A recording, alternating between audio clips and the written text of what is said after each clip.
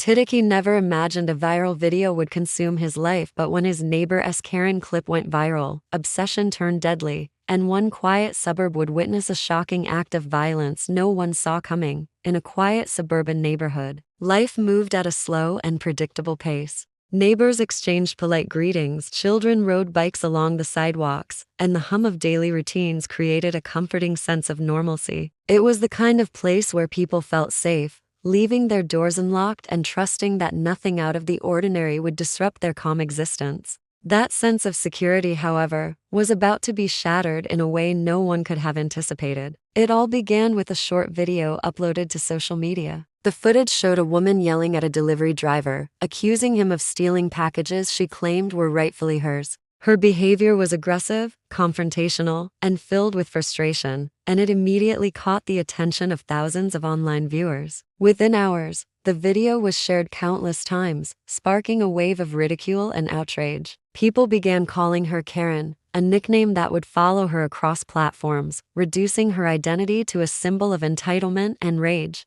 The viral spread of the video transformed an ordinary domestic dispute into a story that captured national attention, drawing comments, memes, and even news coverage. Among those watching the video was Titoki, a man who lived in the same neighborhood as the woman. At first, he saw it simply as another viral clip, amusing or irritating in the way social media often was. But soon, his feelings shifted from annoyance to a deep-seated anger. Every share, every comment mocking the woman, seemed to fuel a growing obsession within him. Unlike most viewers who would scroll past after a momentary laugh or eye roll, Titoki found himself returning to the video repeatedly, analyzing her every expression, every word, and every gesture. As days turned into weeks, the impact of the video became increasingly evident. Titoki withdrew from friends and routine social activities, choosing instead to isolate himself while obsessively following the conversations surrounding the viral clip. Neighbors began to notice subtle changes in his behavior. He stopped attending local events, his interactions became curt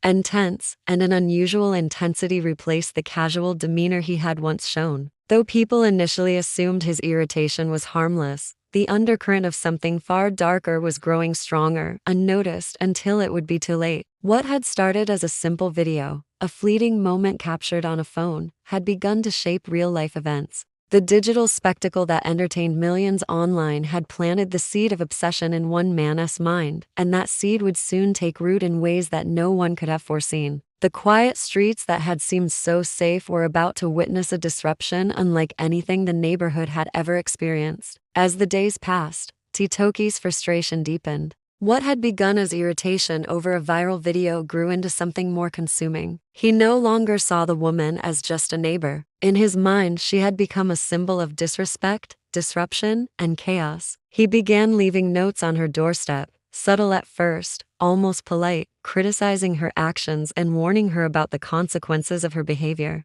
She dismissed them at first, assuming they were harmless pranks or the work of an overzealous social media fan. But the notes did not stop. They became more direct, more personal, and increasingly menacing. Each message seemed to carry an unspoken threat, an undercurrent of anger that grew heavier with every passing day. Titoki's obsession began to infiltrate every aspect of his life. He stopped showing up to work on time, citing vague excuses, and eventually withdrew almost entirely from colleagues and friends. Social interactions that once seemed normal became impossible for him. He avoided conversations, ignored calls, and spent hours alone in his room, obsessively replaying the viral video. Every comment online, every post about the Karen video, seemed to validate his feelings of grievance. He meticulously documented every detail, analyzing reactions, planning responses, and imagining consequences. What had once been a simple frustration now dominated his thoughts, leaving no space for reason or perspective.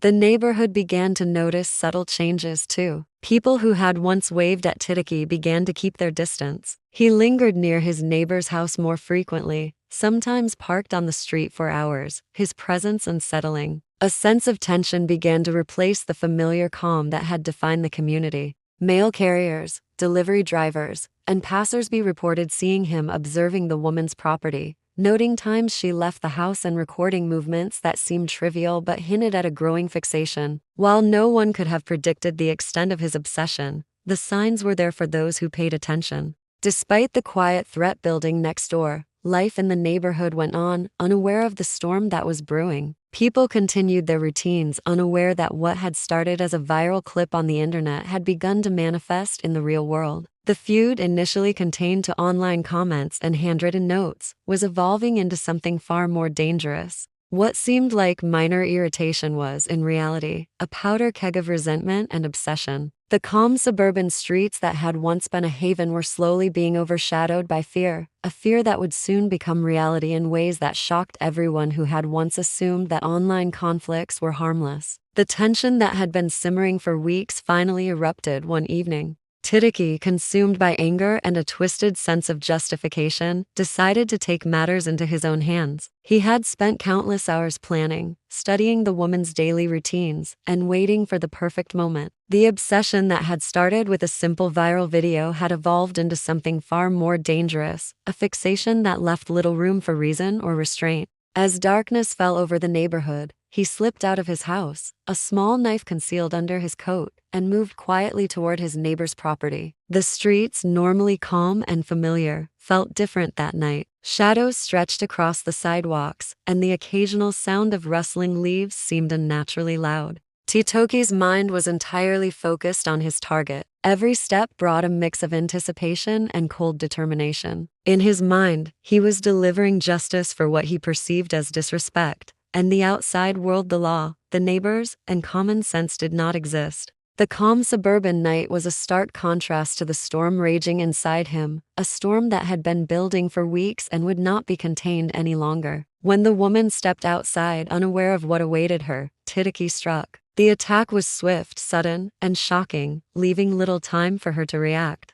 Neighbors who were watching from their windows later described the scene as chaotic and terrifying, unable to reconcile the violence with the quiet streets they knew so well. By the time emergency services arrived, the woman had sustained serious injuries, but miraculously, she was still alive. Her survival would become a pivotal element in unraveling the events that had led to this moment. Titoki attempted to flee, but his escape was quickly thwarted. Evidence left behind at the scene, footprints, a dropped personal item, and traces of DNA pointed directly to him. The shock in the neighborhood was palpable. People who had previously dismissed his odd behavior as harmless now realized how dangerously unhinged he had become. Social media, once the catalyst for the conflict, was now a grim backdrop to the real-world consequences of obsession and rage. The attack left an indelible mark on the community. It was a vivid reminder that what begins as online drama can escalate into real-life violence when fixation and resentment are left unchecked. Titoki's actions shattered the illusion of safety and normalcy, turning a quiet neighborhood into the scene of a nightmare. The events of that night would haunt the residents for years to come and serve as a chilling warning of how quickly everyday life can spiral into tragedy when anger is allowed to fester in the shadows. The investigation into the attack revealed a chilling and meticulous level of planning on Titoki's part. From the moment police arrived at the scene, it became clear that this was not a random act of violence. Investigators discovered evidence linking him directly to the assault, fingerprints on the knife, footprints outside the woman's home, and surveillance footage showing him lingering near the property in the hours leading up to the attack. Each new detail painted a portrait of a man consumed by obsession, a person whose fixation on a viral video had escalated into premeditated violence. As detectives dug deeper, they uncovered the extent of Titoki's online activity. His computer and phone contained countless edited versions of the viral Karen video, accompanied by notes detailing imagined scenarios and plans for confrontation. Private messages showed that he had been predicting outcomes for his neighbor, documenting her movements, and reinforcing his belief that she deserved punishment. The digital trail was undeniable, demonstrating the dangerous intersection of social media obsession and real-world consequences. Neighbors recounted moments that, in hindsight, seemed ominous. They remembered the notes on her door, the long periods he spent parked nearby, and the intense stares that had once been easy to dismiss. What seemed trivial or eccentric suddenly took on a much darker significance. Experts called in by the police highlighted a pattern that law enforcement had seen before: online fixation gradually spilling over into real-life aggression, fueled by resentment and a distorted sense of justice. Community members were left reeling. The neighborhood that had once felt safe now seemed fragile. the comforting routines replaced by fear and uncertainty. Parents became more vigilant, neighbors watched each other closely, and the previously unnoticed details of daily life took on a new weight. Social media, once seen as a harmless outlet for viral moments, was now implicated in the escalation, demonstrating how easily digital content could influence real behavior. Titoki's behavior after the attack further confirmed his state of mind. He showed no visible remorse, acting as though the consequences of his actions were negligible. His focus remained on the woman and the viral video that had sparked the chain of events, a fixation so intense it had blinded him to the reality of law, morality, and human life. The investigation, while ultimately successful in piecing together the story, served as a grim reminder of the unpredictable and sometimes dangerous consequences of obsession. The attack was not just an isolated incident, it was the culmination of weeks of escalating anger, online tension, and unchecked resentment, leaving an entire community to confront the terrifying reality that obsession can turn ordinary individuals into threats. Titoki's arrest marked the beginning of a legal battle that captivated the nation. Once in custody, the full extent of his obsession and premeditation became clear. Evidence collected by investigators, including his edited videos, detailed notes, and digital messages, painted a disturbing picture of a man whose fixation on a viral clip had escalated into violent action. Psychologists called to testify described his behavior as a textbook case of obsession fueled by social media, noting how repetitive exposure to the video and constant rumination had amplified his anger and distorted his perception of reality. The trial drew intense public interest. News outlets replayed the viral Karen video repeatedly, showing the moment that had set everything in motion. Experts explained how online content, when combined with personal grievances and mental instability, could transform an ordinary individual into a real-world threat. The court heard accounts from neighbors, friends, and colleagues, all recounting subtle signs of Titoki's growing isolation, anger, and preoccupation. His meticulous planning,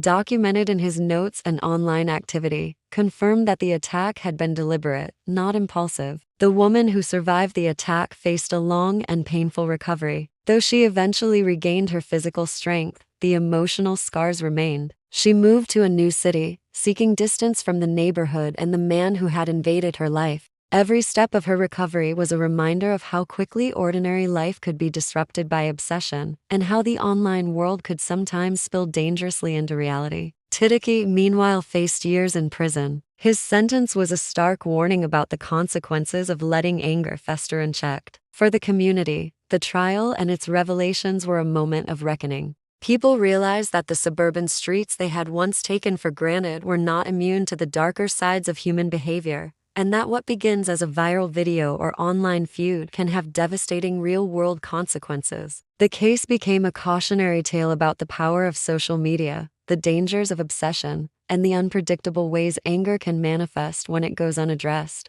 Families in the neighborhood grew more vigilant, and local authorities implemented programs to educate residents about online safety and conflict resolution. The story of Titoki and the viral Karen video remained in public memory as a chilling example of how quickly life can spiral out of control. The once ordinary neighborhood had been forever changed, leaving behind lessons about human behavior, the impact of digital culture, and the thin line between online entertainment and real-life tragedy.